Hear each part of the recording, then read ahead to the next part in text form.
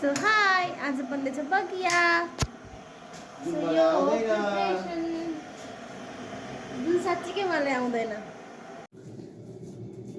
So यो feeling ready भइरहेछ है। फिलिङ फिलिङ त गर्ने हो नि यो।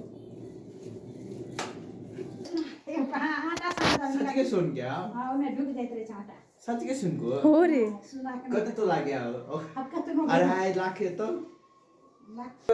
सो यो सुनको डिस्कसन भइरहेछ यहाँ।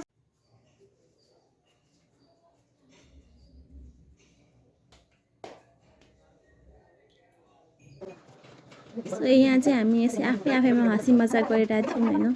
अनि मम्मीले चाहिँ के सब बस्यो भने पकाउन दिँदै तिमी त यहाँ गइहाल भनेर भन्ने कि। मम्मी कुन दालको बगिया बने है? कुर्थी दालि के होइ छै, बादाम दालि के होइ छै, मसुरियो दालि के होइ छै।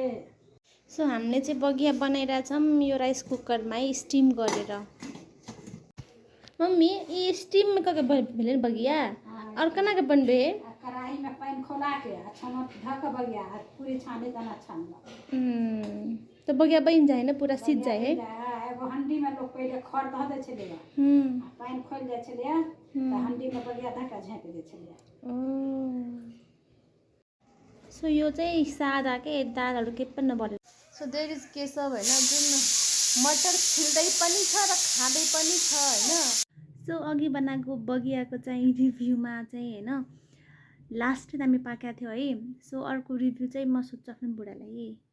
मोबाइल हेर्दै होइसिन्छ है। So by.